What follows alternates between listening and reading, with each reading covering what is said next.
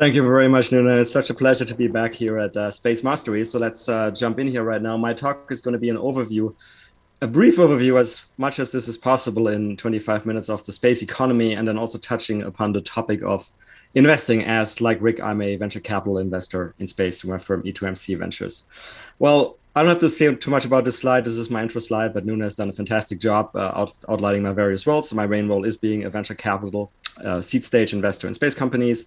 But yes, I also teach at universities like the Swiss Institute of Technology on space, and I do a number of other outreach activities on space, which we'll touch upon again in the end.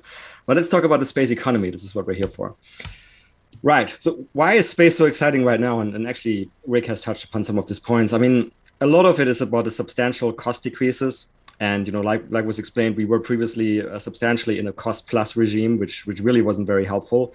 But now, basically, for a variety of reasons, those costs are coming down significantly. And it's not just launch costs, it's also component costs, and we'll see that in a moment. And in this context, with the launch costs, I really would like people to understand that SpaceX and what they're doing, it's really just the enabler of anything else that could happen in the future and is already starting to happen in the space economy, especially an explosion of business models, of economically viable business models, which is a new thing. And this is why the space economy is projected to grow quite a bit. But let's look at each of these points in a little bit more details. So talking about launch costs, so until not very long ago, and still on some rockets right now, it would have cost you $8,000 to $10,000 to lift, for example, 1 kilogram of mass to what we call a low Earth orbit, or LEO. And the rocket you see on the left is one of the more traditional rockets by a traditional rocket manufacturer.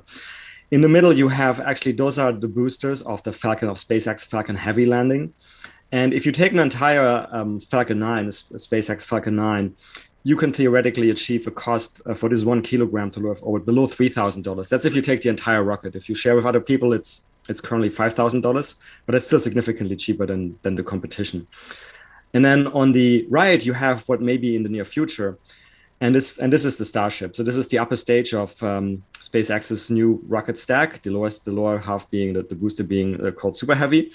And the Starship, I mean, it depends on who you ask and who makes the calculations, but it's quite feasible that with the right sort of launch cadence that we could go into the hundreds of dollars, and Elon Musk may even argue into the tens of the dollars. But even if we go like from what we have on the left, the $8,000 to hundreds of dollars, I mean you can tell it's such a material cost decrease that it's really likely to have a very significant impact, again because it's suddenly making a lot of business models economically viable that just weren't economically viable before because the costs were too high. But as I already mentioned, it's not just on the launch cost side. It's also on the component side, and it's a little bit less known. But it's actually a couple of things going on. And I will illustrate that here using pictures of Earth observation satellites. And what you have here on the slide is something called the Hexagon KH9. This is a 1970s era, basically it's what we call a spy satellite or a reconnaissance satellite. And this thing is massive. I mean, there's various configurations, but it's around 13 tons weight. And every mission as well of the Hexagon costs in the order of today's dollars of like hundreds and hundreds of millions of dollars. So let's compare that to a modern satellite about 40 years later. And so what you have here on the bottom is by a new space company called Planet, an Earth observation company that has a constellation of these satellites. They're called Doves. And the ones you're seeing here, they don't weigh 13 tons. The ones on the bottom, they weigh a few kilograms. And each mission doesn't cost hundreds of millions of dollars. The numbers are not public, but we can estimate it'll be hundreds of thousands of dollars. And the other interesting thing is, in terms of capability, the ones on the bottom, this is of course to be fair, 40 years onwards, they're what we call the spatial resolution is better than the big satellite on top. So you have the same capability, hundreds of thousands of dollars rather than hundreds of millions of dollars, kilograms rather than tons, and it's actually a better capability. The other thing, just beyond the cost decreases that you can very clearly here see is the miniaturization. So not only are getting things cheaper, but they're also getting much smaller. And this is providing you a double whammy effect on economics. Why? Because if you remember from the launch costs, we were talking about that we very often look at them in terms of a kilogram, in terms of how much does it cost to take a certain mass, like 1 kilogram, to low Earth orbit. Well, if things are getting much smaller, if they're getting miniaturized, and you can pack the same capability into a much smaller package and probably also a much lighter package, that means, again, you're saving money. So not only is the cost of the kilogram getting cheaper, but also what you can pack into that 1 kilogram capability-wise. So very important double whammy effect. This is something we internally here came up with at E2MC to illustrate a little bit what we see as the virtuous cycle we're hopefully now in new space. If I start on the left, basically you have two driving factors, the one on the top, and so in the middle and of the left side, I already mentioned so far, which is basically the cost decreases, both on the components and launch. And then you also have had and continue to have material government support. So this provided you the initial impulse. And as already mentioned, this basically meant that, and continues to mean that more and more business models in space are becoming financially viable. Well, as more and more business models are becoming financially viable and becoming successful, also in terms of having successful exits, like listing on a stock exchange, which we're seeing more and more of, that's attracting both talent, so entrepreneurs, employees, but also more investment into space. Well, that investment doesn't sit idle. It's being used for certain things. That investment, and now we're sort of in the lower right, that investment may be used to conduct further research and development or to scale up production, which then, moving along the circle, means that with better technology or more scale, you further improve the economics of your product or service you're providing in space. And that means, again, the business can be more successful and more viable. And round we go, and we're hopefully in this virtuous circle now in new space. Well, talking a little bit about size of the space economy. So in 2019, latest numbers we have, this was estimated to be at $366 billion. These numbers are somewhat controversial. Some people think they're overstated, but frankly, I don't care so much, because the point here is that we're going from a relatively small base still. And this is a small base. You can compare this to other industries on Earth. For example, off the top of my head, I think the entire global liquor industry is in the trillions of dollars. And you have the entire global space industry in the hundreds of billions of dollars. As you can see here on the right, this is also still dominated by traditional use cases like satellite television. So where do people think this might go? Next slide. Oh, sorry, let's actually skip this one. So here we go. So these are some estimates, and there's now various investment banks which are making estimates of the future size of the space economy, typically by 2030 or 40 or 2045. And pretty much all of them are sort of in the trillions of dollars. And also the mix changing a little bit, so away from the traditional use cases like satellite TV towards use cases like what SpaceX is now doing with Starlink, the broadband satellite communications use cases. So I tend to agree that these numbers will be significant, because there can be so many more viable business models in space now. What I will say is that all of those guys, including myself, we don't know. I mean, this is like if you go back in time and you look at like forecasts for the internet in the mid-1990s, they're probably all of them materially wrong. It's just very hard to estimate. But what's important is to understand the underlying trends and why they, I think, mean that the size of the space economy will grow materially. Now I'm actually going to go one slide back, because this is going to be a good intro for the following slides. Exactly. So this is another thing we came up with at E2MC Ventures, which is sort of a very high-level, cartoonish overview of what's going on in the space economy. And so you have things on here like the launch service providers, rocket companies, right, satellite communications, remote sensing, sometimes called Earth observation, space stations, which are used for, or will be used for, things like manufacturing, stuff going around around the moon, ultimately even Mars. But we now will very, very briefly sort of scratch the surface of each of those. So now 2 slides on. Right. So we start with launch, because that's in many ways for many people the most prominent part of the space sector, just because, again, who isn't excited by rockets? And I will basically give you just like a few sort of high-level bullet points I consider important about each of these, what we could call subsectors of space. So for rocket companies or launch companies, what are some of those? Well, they're all very high capital intensity. Historically, you probably would have talked about billions of dollars to develop and get a new rocket to orbit. Even now, we're talking about hundreds of millions of dollars. The company that's probably has done this the fastest in recent history is Astra, a US launch company, and even they have needed hundreds of millions of dollars and a few years to almost get to orbit. Not quite, but they almost got to orbit. Another thing here, long development timelines. Again, Astra has now done it in a few years, but historically, people would have often said this takes about a decade to get a new rocket into orbit. Business model-wise, typically customers are charged by the mission. So they want to put up a satellite or a small constellation of satellites, and this is the payload. They'll be charged for that mission.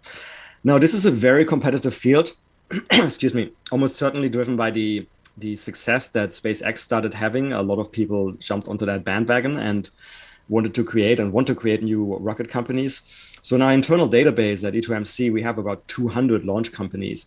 Now, most of them I would classify as, one space entrepreneurs calls them PowerPoint rocket companies, because they basically just exist in presentation format by now. But there is probably about at least a dozen or so of rocket companies which have material funding, which probably will enable them to, if not to go to orbit, then go a long way to there, and have made significant progress on development on R&D milestones, including a few companies by now that have actually reached or almost reached orbit, like Astra in the US or Virgin Orbit, an air-launched rocket as well. And most recently, we had the first flight attempt by another US company called Firefly.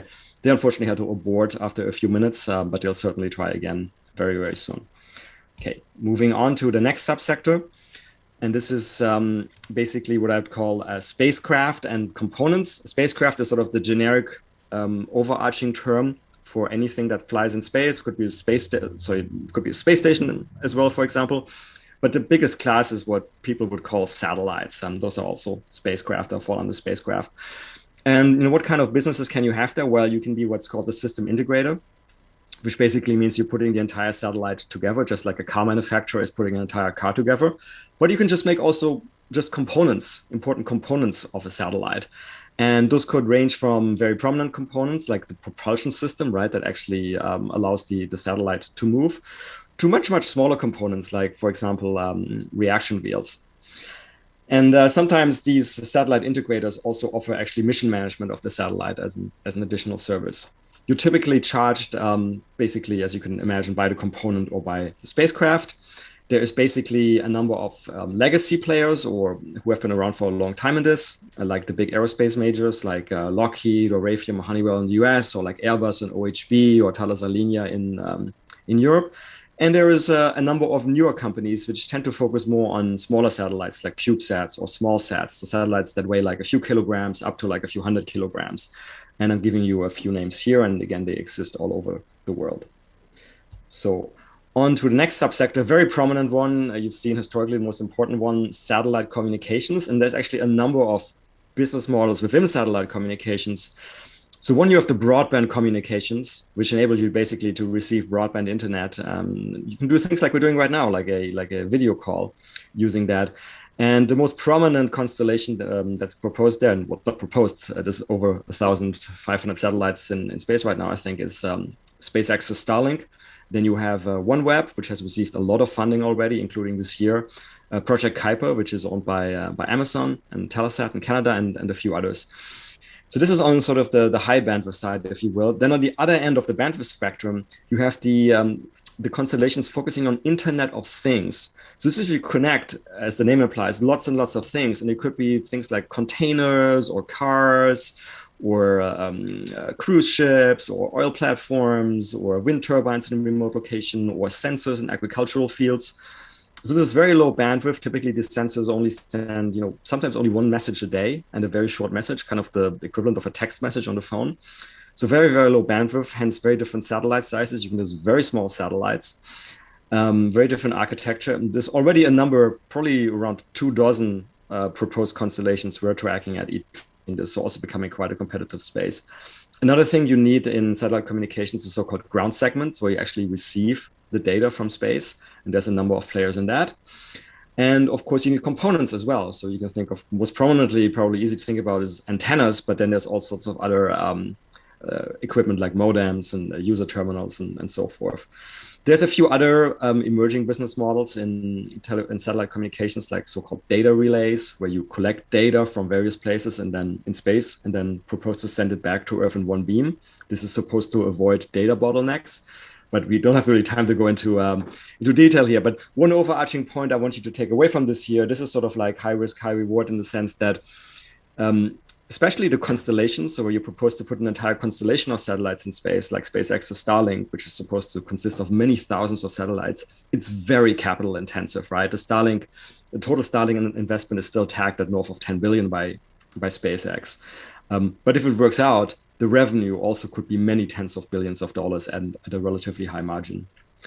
Okay, moving on to the next subsector, which I believe is remote sensing, or sometimes called Earth observation. Remote sensing is the more generic term, because you technically don't have to observe Earth. We could have remote sensing around the moon or Mars or some other celestial body. And we very often basically divide that into two types of business models. The first is upstream. Upstream means if you actually own satellites that generate images. And because you then have to build the satellites and send them to space, that's again a very capital intensive activity. Also because you typically need a constellation of these satellites. The second way to do this is what we call downstream. And downstream companies in remote sensing don't actually own their own satellites. They get the images from other people who do own satellites. So, and sometimes these are even government-owned satellites, which may even give the data for free at times. And that, you can imagine, has very, very low capital intensity because you're not building anything, you're not sending anything to space, you're just buying images and analyzing them. You basically have almost no capital investing. It's all operating costs because you typically have some data scientists analyzing the images. And then some companies are vertically integrated and actually do both. They own the satellites, generate the data, and analyze the data. There's all sorts of sensors to observe the Earth from space. The most obvious one, of course, is just optical images, so sort of like our eyes would see. But then you have everything else along the electromagnetic spectrum. You have something called synthetic aperture radar, which allows you to see through clouds and at night. You have infrared. There's actually a company that E2MC is invested in called Satellite View in UK that's focused on that. You have hyperspectral, where you go across a lot of those bands in the spectrum. And there's tons and tons of use cases for Earth observation data. It's really only limited by your imagination and, of course, by customer demand. But it serves it can serve and already serves use cases in industries like agriculture, forestry, weather, of course, a very traditional use case. Another very traditional use case would be intelligence, right? The spy satellites, insurance, and many, many other sectors. The data is typically sold on a subscription basis, and there's too many companies to list here, both upstream and downstream. Just maybe I should start explaining the pictures I put on the slides as well. Here on the upper right, you see, for example, an image observing oil storage facilities. So this has relevance, for example, for financial markets analysts who are trying to understand what is the level of the oil storage. And you can kind of tell that because you can look at the shadows of the oil tanks, and this allows you to see estimate how full the oil tank is. On the lower right, that's a picture, that's clearly an intelligence use case. That's actually a picture of Pyongyang in North Korea, and space is probably the only way to observe that city, because if you try to send a drone there or an aircraft, you'll probably be in trouble. So going on, very exciting subsector, space tourism. I mean, clearly recently in the news with Richard Branson doing the first flight on Virgin Galactic Spaceship 2, which you see here in the picture. You see Richard Branson with inside Spaceship 2 in the few minutes of microgravity that vehicle provides at the apex of its flight trajectory. So this was during the flight in July. Also, of course, Jeff Bezos flew on New Shepard, which you see here on the right-hand side picture, New Shepard vehicle taking off. And both of those vehicles, Spaceship 2, Virgin Galactic, and the Blue Origin New Shepard, are suborbital vehicles. They don't go to orbit, right? Which is a much harder thing to do. There's also orbital space tourism. In fact, we're arguably going to have a sort of a space tourism mission launching in a few days, which is the Inspiration 4 mission, which is launching on SpaceX's Crew Dragon capsule. But then there's also other missions being proposed and companies working on executing these missions. One prominent company active in the space is called Axiom Space in the US, and they're even developing their own space station, because the ISS is not, these trips can cost at least currently upwards of $50 million. So they're for very, very wealthy people, and the ISS is not, let's say, a luxury environment. So Axiom, for example, as you can see here on the lower left, in its proposed station, actually got the French designer Philippe Starck to design the interior of the future Axiom space station. So you have the suborbital, orbital. There's some other platforms. The most prominent one, which I find very exciting because we are invested through E2MC in the company, is stratospheric balloons. You don't technically go to space, which starts at, well, if you use Virgin Galactic's and the US Air Force definition, at 50 miles. If you use the more international definition of the Kármán line, it starts at 100 kilometers. So the stratospheric balloons go to 30 to 40 kilometers. But basically, the view, which you can see here on the lower left in the picture, the view is basically, it seems like you're in space. You can see the round Earth, the thin blue line of the atmosphere, the black sky, the sun being a yellow disk or a yellow ball, obviously, in the black sky. So it's a very different platform. It's a much longer flight. It's a 5 to 6 hour flight. It's a very interesting way to conduct quote unquote space tourism as well. We're very excited about space tourism. We see there's potentially a lot of demand of people who want to go to space, even at those prices, because there's a lot of wealthy people in the world.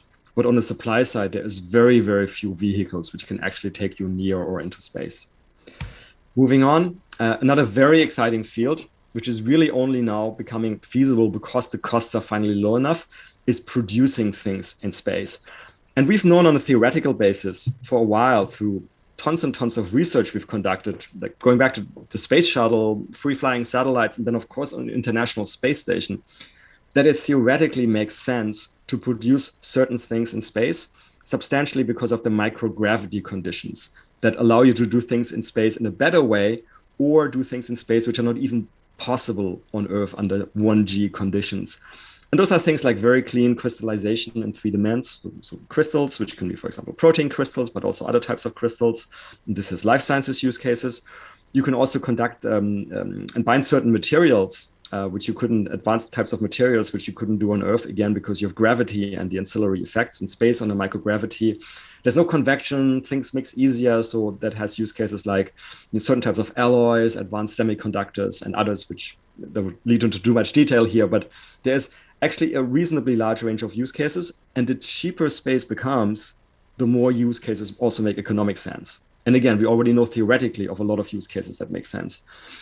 And what I'm talking about so far is what I would call space production, but you take the product actually back to Earth. So this is space production for Earth.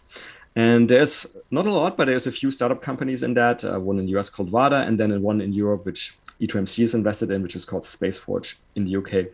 There's also space production for use right in space.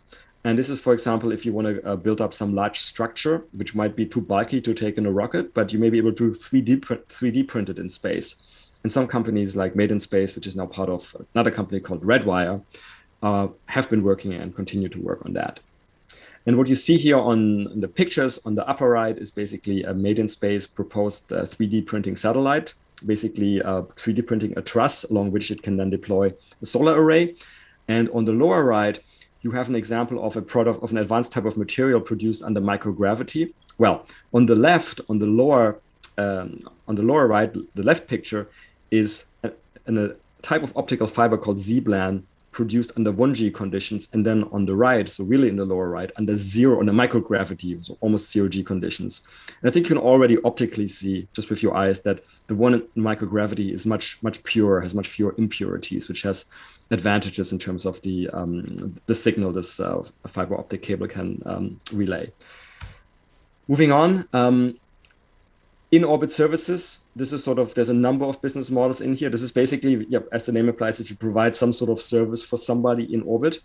One example here that's already in use is what we call space tugs. Space tugs are basically spacecraft that either pick you up in orbit. So if you are sending a satellite to orbit, maybe on one of SpaceX's big rockets, but SpaceX, because your satellite is flying together with lots of other satellites, may leave you somewhere that's not the final satellite's destination. The satellite then has to take quote unquote connecting flight to go to its final destination. And that's what these space tugs provide. Another one is satellite life extension. This is where basically a satellite may have run out of fuel and you attach a new propulsion unit, or you could actually refuel the satellite, which is yet another business model, which is in-orbit refueling. And then there's another one, which is debris removal. There's basically, because humanity is sending up more and more spacecraft, I think we're up to like about 12,000 total since the Sputnik in 1957. It's getting more and more crowded up there. And then after a while, these satellites, after they're no longer operative, they start breaking up. And so we have a lot of debris pieces. And there's a theoretical danger to that. So some companies are now proposing to clean up these debris pieces, and that's a business model. And there's some funkier things like proposed in-space data centers, in-space data storage, and so forth. One important point about these in-orbit business models is they're kind of a derivative model. They only work, or you'll only have demand if there's already a lot of stuff going on in orbit, generally speaking. So that's something to keep in mind. And then there's sort of a kitchen sink of other things, and there's just too much to talk about because we have very limited time. But just you can see some examples here on this slide, like spaceports. Rockets have to launch from somewhere, and historically they're all government owned, but now there's already private spaceports.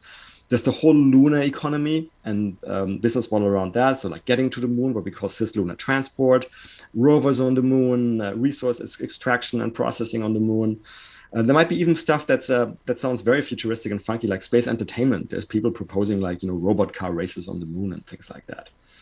Right. But enough about the various business models. Hopefully that's given you sort of an introduction of the various business models which are going on in space.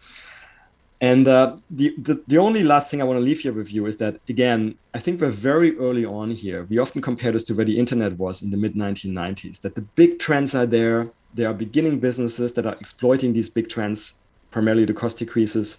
But we think most of the stuff that's going to happen, we haven't even seen yet.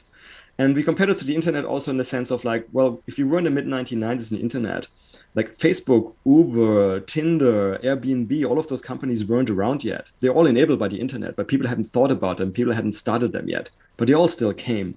And we think we might be at a similar moment for space where just because it's still a very small sector, there's also not a lot of entrepreneurs, not a lot of investors, that sort of some of the best things are still in front of us. And that's also why venture investors like us are so excited about the sector, because hopefully we can catch some of these businesses early on or even help to start them, which we're also willing to do. Right. Just to very briefly talk about investing in space, which is also now possible. And how can you get investment exposure to space? Let's divide it into sort of private market and public market. In the private market, you can directly invest, of course, in space startups. You may also invest through special purpose vehicles, which are sometimes set up to enable this direct investment. You can invest in venture funds like E2MC or Space Fund. And there's now also the possibility to go into crowdfunding platforms. I'm actually on the investment committee of a purely space-focused crowdfunding platform that just opened up for business in the US called Space Ventures. And there you can really participate with just a few hundred dollars, not a few $100 million. On the public market side, there's now more and more listed space stocks, partly because of the increasing number of mergers of SPACs, special purpose acquisition companies, with space startups, which I'll talk about in a second. And people are also starting to put together ETFs. There's now at least 3 ETFs, ETF being exchange traded funds. So this is basically like a defined portfolio of space stocks, which is meant to track the sector. There's some space-specific challenges many investors have. I quickly just run through them. They're probably not surprising. It's a very deep tech industry. Many people feel like they don't have enough knowledge to participate. Then, I think one alternative is you should outsource it. So rather than trying to invest in a specific company, you can go and invest in a fund vehicle, for example, or in like ours or a space fund, or an ETF, which provides the diversified exposure. As we have seen, some of the business models are very capital intensive, but others are not, right? Like the people who purely analyze satellite images without owning the satellites. Sometimes there can be a long time frame to revenues and to the ultimate exit. But both of these, the high capital intensity and the long time frame when they exist, they also provide you with a barrier to entry, right? If you're one of the first movers. So this is kind of good and bad. And then until very recently, people were said, well, there's a scarcity of successful exits of like space startups actually going public on the stock exchange or being sold. But that's really changing now. Right. Very quickly here, the last 2 or 3 slides, I think. The private market investing activity has really grown over the last 10 years. On the left-hand side, you see it in terms of the number of financing rounds, and on the right-hand side, the financing amounts. And basically, both graphs have been going up. Here's some examples of space-related funding rounds, private funding rounds, just from 2021. You see OneWeb, one of those broadband internet constellation, satellite communications constellations, has raised almost $2 billion in various rounds this year. SpaceX has raised over $1 billion. I wouldn't be surprised if they raise more this year. Relativity is a launch provider. And you see here, unsurprisingly, it's all the capital-intensive business models which have the really big rounds. A lot of it in the US, but some also in other countries. And this is what I mentioned, a really big trend in the last sort of 12, 18 months in the financial markets is the merger of so-called special purpose acquisition companies. So those are companies which are set up, just basically they raise money, they raise cash on the stock exchange, and they basically promise to their investors to merge with some sort of interesting business, typically within 24 months.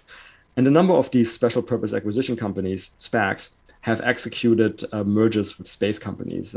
We're now up to 12 in recent history. There's actually some which are older, going back to even 2008. But in recent history, we have 12 of them. And look how much money they've raised in total. They've raised almost $6 billion. So this is a very significant amount. I mean, this is as much as, like, roughly speaking, 1 year worth of entire private financing activity.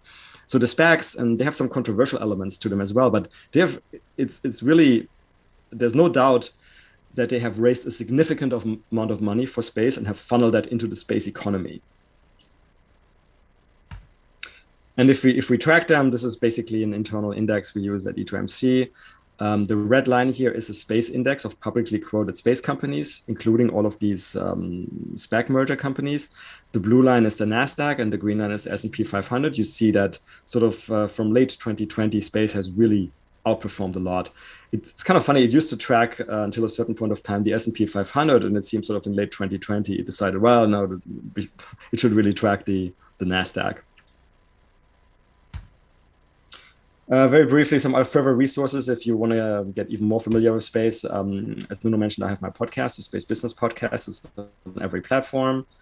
He also mentioned the book. My book is for now available in German. It's right now being translated to Portuguese for Brazilian and Portuguese editions. So since this conference is in Portugal, all of our Portuguese speakers will be soon able to read that still this year. If you don't read German or Portuguese, then there's a number of books in English. One of them is by my friend Robert Jacobson, Space is Open for Business. And I also have, well, I teach at universities, but since that's not accessible to everybody, I also put a course on Udemy, which is everybody can access, and that's called Space Entrepreneurship 101, which is around 600 students now already. Right. I think this has been enough for me talking, so we can go into Q&A, Nuno, if you have any specific questions.